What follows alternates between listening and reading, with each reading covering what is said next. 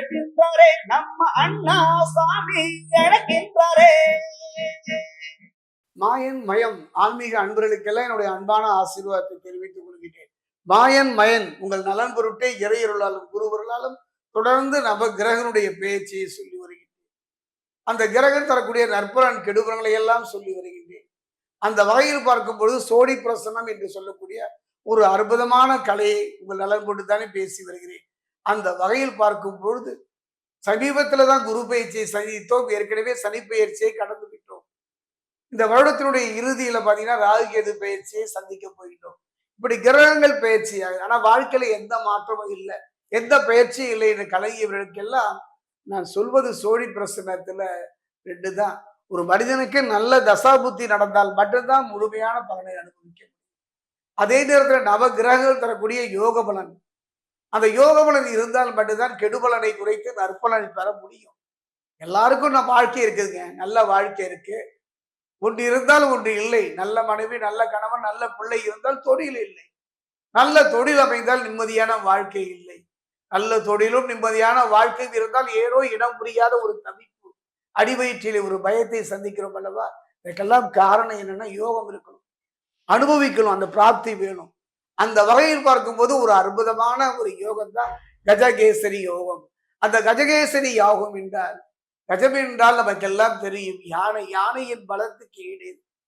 கேசரி என்றால் சிங்கம் என்று சொல்லுவார்கள். அன்னை பராசக்தி துர்க்கை கூட சிம்மத் வாகனியாகத்தான் இருக்கின்றார். அந்த கம்பீரம், அந்த பலம் இரண்டையும் பெறக்கூடியது. ஒரு மனிதன் அரசியல் இருந்தால் மட்டும் போறாது, அந்த கம்பீரம் வேணும், அடக்கி ஆள வேண்டும். குடும்பத்தை நடத்தினா மட்டும் போறாது, அந்த குடும்பத்தை சீராக சிறப்பாக திறமையாக தன் வசம் வச்சிருக்கணும். அந்த வகையில் பார்க்கும்போது தொழிலா இருந்தா மட்டும் போறாது, ஒரு முதலாளியா இருந்தா மட்டும் போதுமா, அங்கு இருக்கின்ற அத்தனையுமே தன் வசம், தன் விரல் அசைவுல வைக்கணும். அதுக்குதான் கேசரி சிம்மம். இந்த கஜ கேசரி யோகம் அமைந்தால் மட்டுமே இத்தனையை பெறக்கூடியது. அப்படி பார்க்கும்போது மகர ராசியை பொறுத்த வரைக்கும் இன்றைய காலகட்டம் சனி பகவானுடைய பாதிப்புகள்லாம் இல்லாத ஒரு காலகட்டம். ஆனாலும் ஏதோ இனம் புரியாத ஒரு கவலை, ஏதோ ஒரு நிலைதானே, அது மாறுமா? இந்த கஜகேசரி யோகத்தை முழுமையாக பெற முடியுமா என்பதை இப்ப நம்ம சோடி பிரசனத்துல பார்க்கலாம்.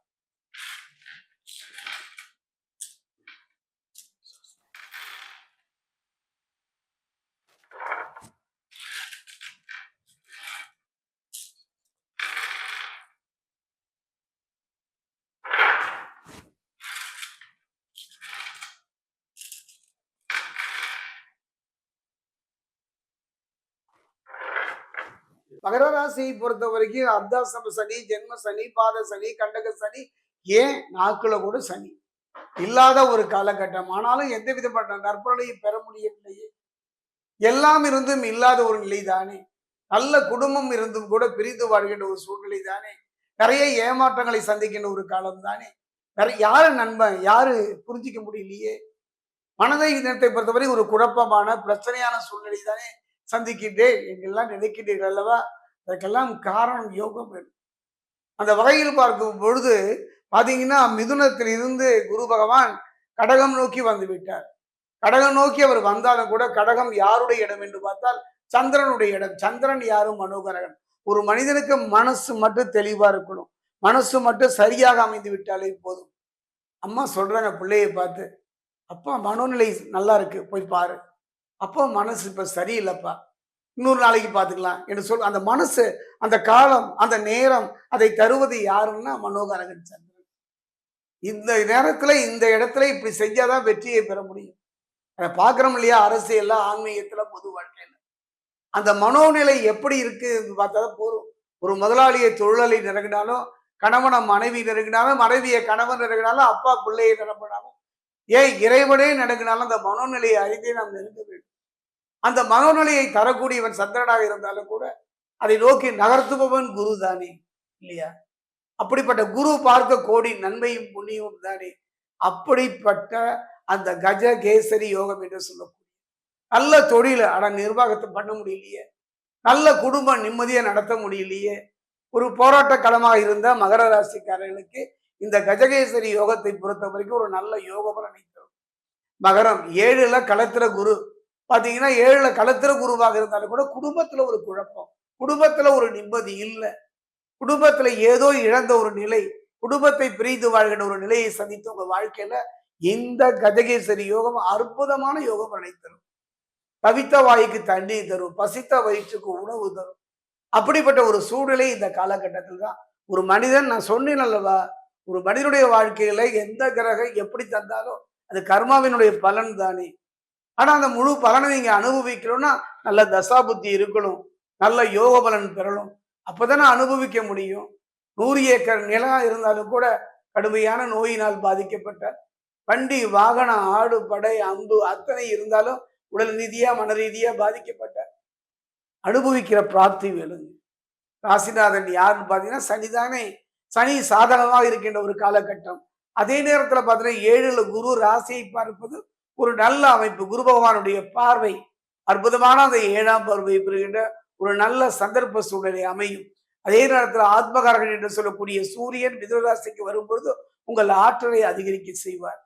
குறிப்பா சொல்ல போனா உறவு நன்றாக இருக்கும். சுபகாரியங்களில் இருந்து வந்த தடைகளும் பிரச்சனைகளையும் படிப்படியாக குறைவதை பார்க்கலாம். வாய்ப்புகள் அதிகரிக்கும்.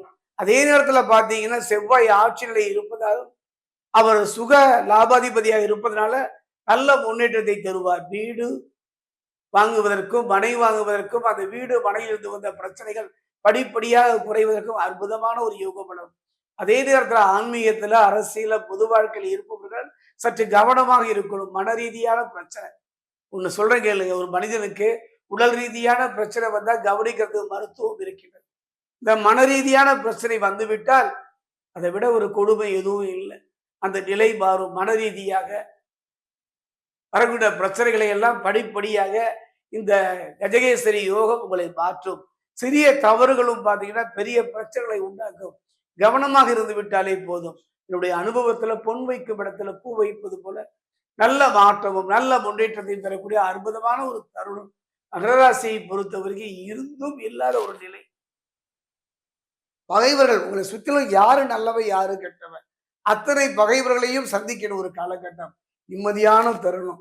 மகராசி இருக்கக்கூடிய ஆண்களா இருந்தாலும் பெண்களா இருந்தாலும் இனி இந்த கஜகேசரி யோகம் அற்புதமான யோகம் பண்ணி தரும். நீங்கள் செய்ய வேண்டியது ஒன்னே ஒண்ணுதான்.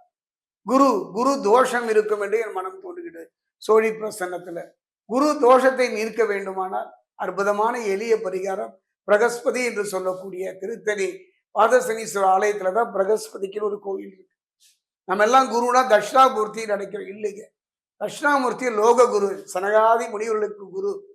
நவ கிரகத்துக்கு மட்டுமல்ல உங்களுக்கும் எனக்கும் குரு என்று பார்த்தீங்கன்னா கிரக குரு பிரகஸ்பதி. திருத்தணி பாதசனீஸ்வரர் ஆலயம் சென்று வழிபாடு செய்து பாருங்கள்.